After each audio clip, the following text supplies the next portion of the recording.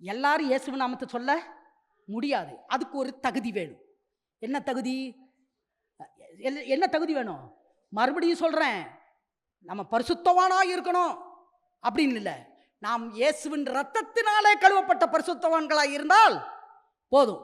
சிலர்லாம் சொல்லுவாங்க, நாங்கள் பரிசுத்தமாயிட்டு இயேசுகிட்ட வர்றோம், உங்கள் சர்ச்சுக்கு வர்றோன்னு.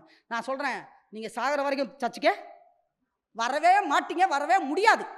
ஏன்னா ஒருவனும் தன்னிலே தானே பரிசுத்தவானாக முடியவே முடியாது. அந்த பரிசுத்தவான மாற்றுறதுக்கு தான் ஆண்டவராக இயேசு கிறிஸ்துவின் ரத்தம் சிந்தப்பட்டிருக்கிறது. அதை யார் ஒருத்தர் விசுவாசிக்கிறாங்களோ அவங்க எல்லாருமே பரிசுத்தவான்கள் தான், அவங்க எல்லாருமே நீதிமான்கள் தான். அப்போ அவங்களுக்கெல்லாம் ஒரு தகுதி வருது. என்ன தகுதினா, இந்த இயேசுவின் நாமத்தை உச்சரிக்க ஒரு தகுதி வருது. நான் சொல்கிறேன், இயேசுவின் நாமத்தை உச்சரிக்கிறதுக்கு எனக்கு தகுதி இருக்குன்னு எத்தனை பேர் நம்புறீங்க? ஒருவேளை நம்பிக்கை இல்லைன்னா ஒன்னே ஒன்று செய்யுங்க. இயேசு பிதாவே, உம்முடைய குமாரனா இயேசுவின் ரத்தத்தினால என்னை ஒரு முறை